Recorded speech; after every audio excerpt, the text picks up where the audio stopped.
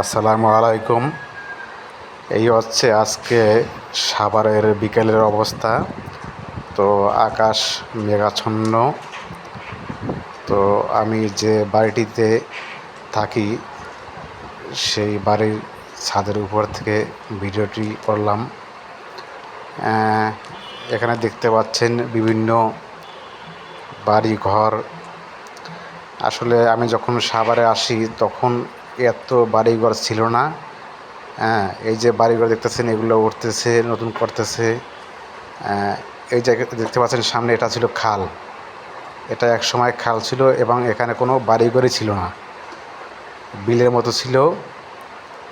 তো কয়েক বছরের ব্যবধানে এখন অসংখ্য বাড়িঘর, গাছপালা, উঁচু উঁচু বিল্ডিং দেখতে পাচ্ছেন, মানে কয়েক বছরের ব্যবধানে। অথচ আজ থেকে 7 থেকে 8 বছর আগেও তেমন বাড়িঘর ছিল না। দু একটা ঘর ছিল হয়তো বা টিনের। একটা আম গাছ, আম পেকে আছে, হয়তো বা বড়ো ধরনের ঝড় বৃষ্টি হলে দেখা গেছে আমগুলো ঝরে যাবে। তো অনেক কিছুর পরিবর্তন হয়ে গেছে,